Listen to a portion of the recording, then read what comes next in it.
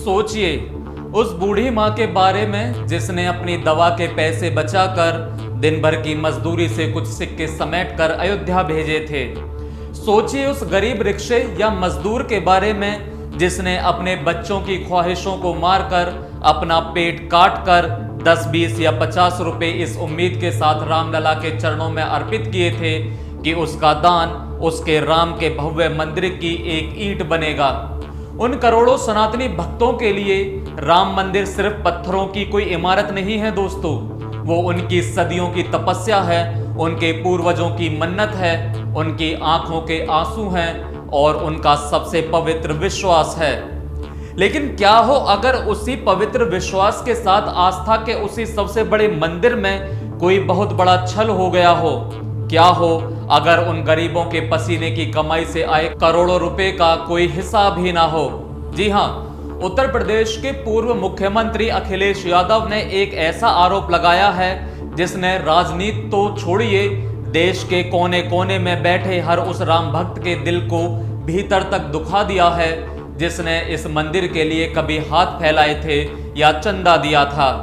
अखिलेश यादव का दावा है कि राम मंदिर के लिए आए चढ़ावे में से करोड़ों रुपए रहस्यमय तरीके से गायब हो चुके हैं। जब यह खबर कानों में पड़ती है तो रूह कांप जाती है। दिल यह मानने को तैयार नहीं होता कि जिस राम ने मर्यादा सिखाई, जिस राम ने त्याग सिखाया, उनके ही दरबार में अर्पित किए चढ़ावे पर सवाल उठ रहे हैं। यह सिर्फ वित्तीय अनियमितता नहीं है, यह करोड़ों श्रद्धालुओं की आत्मा पर हुआ वो प्रहार है जिसका दर्द बयान नहीं किया जा सकता। नमस्कार, मेरा नाम है राज माहौर। आप देख रहे हैं न्यूज वॉच इंडिया का स्पेशल प्रोग्राम ऑपरेशन ब्लैकआउट। आज की वीडियो में हम कोई राजनीतिक कीचड़ उछालने नहीं आए हैं। आज हम किसी नेता की जीत हार के लिए नहीं, बल्कि उस गरीब माँ के उन आंसुओं और उन सिक्कों के हक के लिए बात करने आए हैं जो उन्होंने रामलला को सौंपे थे। आज हम बेहद भावुक दिल से लेकिन पूरी मजबूती के साथ सीधे और कड़े सवाल पूछेंगे राम मंदिर के ट्रस्ट से। हम पूछेंगे सरकार की उस रहस्यमय खामोशी से कि आखिर सच क्या है, देश के करोड़ों भक्तों को अंधकार में क्यों रखा जा रहा है। भारतीय राजनीति में राम मंदिर का मुद्दा हमेशा से सबसे संवेदनशील रहा है, लेकिन इस बार मामला मंदिर के निर्माण या उसकी जमीन का नहीं, बल्कि मंदिर के खजाने में आए चढ़ावे का है। समाजवादी पार्टी के राष्ट्रीय अध्यक्ष अखिलेश यादव ने अपने ताजा बयान में सीधे तौर पर राम मंदिर के डोनेशन यानी चंदे को लेकर सरकार और ट्रस्ट को कटघरे में खड़ा कर दिया है। अखिलेश यादव ने कहा कि यह दुनिया भर में राम मंदिर के लाखों करोड़ों भक्तों के लिए बेहद संवेदनशील और गहरी चिंता का विषय है। उन्होंने आरोप लगाया कि राम मंदिर के लिए जो दान आया था उसमें से करोड़ों रुपए का कोई अता पता नहीं है, वह रकम कथित तौर पर गायब कर दी गई है। अखिलेश यादव ने इस मामले को सिर्फ एक सामान्य वित्तीय घोटाला या फाइनेंशियल फ्रॉड मानने से साफ इंकार कर दिया है। उनका कहना है कि जब देश का एक गरीब नागरिक, एक आम श्रद्धालु अपनी आस्था से वशीभूत होकर मंदिर में एक एक रुपया दान करता है तो उस पैसे की पवित्रता और उसकी सुरक्षा की जिम्मेदारी सीधे तौर पर ट्रस्ट और सरकार की होती है। अगर उस पैसे में से एक पैसे की भी हेराफेरी होती है तो यह करोड़ों हिंदुओं की आस्था के साथ सबसे बड़ा विश्वासघात है। अब सवाल ये उठता है कि अखिलेश यादव के इन तीखे तीरों का सीधा निशाना कौन है? जाहिर है उनका सीधा निशाना है श्री राम जन्मभूमि तीर्थ क्षेत्र ट्रस्ट, वही ट्रस्ट जो सुप्रीम कोर्ट के आदेश के बाद बनाया गया था और जिसके कंधों पर राम मंदिर के निर्माण से लेकर उनके पूरे प्रबंधन और कोष की देखरेख की जिम्मेदारी है। अखिलेश यादव ने इस ट्रस्ट के कामकाज के तरीके पर बहुत बड़े और गंभीर सवाल खड़े कर दिए हैं। सपा प्रमुख ने अपने बयान में कहा कि अगर वाकई दान की रकम में कोई अनियमितता नहीं हुई है, अगर सब कुछ पारदर्शी है, तो फिर ट्रस्ट के जिम्मेदार लोग सामने क्यों नहीं आ रहे हैं? क्यों नहीं एक एक पाई का हिसाब जनता के सामने रख दिया जाता?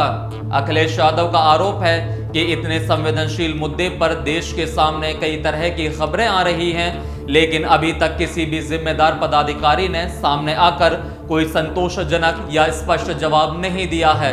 अखिलेश यादव सिर्फ ट्रस्ट पर ही नहीं रुके, उन्होंने इस पूरे विवाद में लखनऊ से लेकर दिल्ली तक यानी उत्तर प्रदेश सरकार और केंद्र सरकार दोनों के रवैये को भी आड़ो हाथ लिया है। उन्होंने साफ कहा कि इतने बड़े और राष्ट्रीय महत्व के मुद्दे पर सरकार की यह रहस्यमय चुप्पी कई तरह के गंभीर संदेह पैदा करती है। सपा प्रमुख के मुताबिक राम मंदिर चंदा विवाद कोई ऐसा मुद्दा नहीं है जिसे ठंडे बस्ते में डाल दिया जाए या जिसे नजरअंदाज कर दिया जाए। सरकार की तरफ से इस मामले पर कोई साफ बयान या आधिकारिक क्लियरिफिकेशन न आना आम जनता के मन में शक के दायरे को और बड़ा कर रहा है। अखिलेश यादव ने कहा कि अगर सरकार यह मानती है कि राम मंदिर के चंदे में पूरी पारदर्शिता बढ़ती जा रही है तो उसे खुद आगे बढ़कर एक श्वेत पत्र जारी करना चाहिए। सरकार को संबंधित पक्षों और निर्देश देना चाहिए कि वे सारे तथ्य, सारे बैंक स्टेटमेंट्स और सारे ऑडिट्स देश की जनता के सामने लाइव रखें, क्योंकि जब तक सरकार इस पर खुलकर बात नहीं करेगी तब तक यह अफवाहों और राजनीतिक बयानों का बाजार गर्म रहेगा, जो मंदिर की छवि के लिए ठीक नहीं है। इस पूरे मामले में अखिलेश यादव ने जो सबसे बड़ा दांव खेला है वो है देश की सर्वोच्च न्यायालय यानी सुप्रीम कोर्ट से गुहार।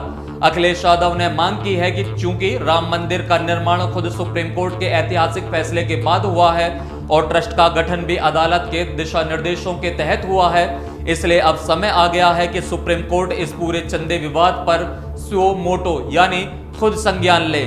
सपा प्रमुख का मानना है कि इस मामले की जांच किसी राज्य या केंद्र सरकार की एजेंसी से कराने की बजाय अगर सुप्रीम कोर्ट की निगरानी में एक स्वतंत्र और निष्पक्ष जांच कराई जाए तभी असली सच्चाई सामने आ पाएगी। अगर कोर्ट इस मामले में दखल देता है तो इससे जनता का न्याय व्यवस्था पर और मंदिर की पवित्रता पर भरोसा और ज्यादा मजबूत होगा। इस बयान के आते ही उत्तर प्रदेश के राजनीतिक गलियारों में मानो बारूद में चिंगारी लग गई हो। जहां एक तरफ समाजवादी पार्टी और अन्य विपक्षी दल इस मुद्दे को लेकर सड़क से लेकर सदन तक सरकार को घेरने की रणनीति बना रहे हैं, वहीं दूसरी तरफ सत्ताधारी दल और बीजेपी के नेताओं की तरफ से भी तीखी प्रतिक्रियाएं आने की उम्मीद है। राजनीतिक विश्लेषकों का मानना है कि यह मुद्दा आने वाले दिनों में उत्तर प्रदेश की राजनीति का रुख तय कर सकता है।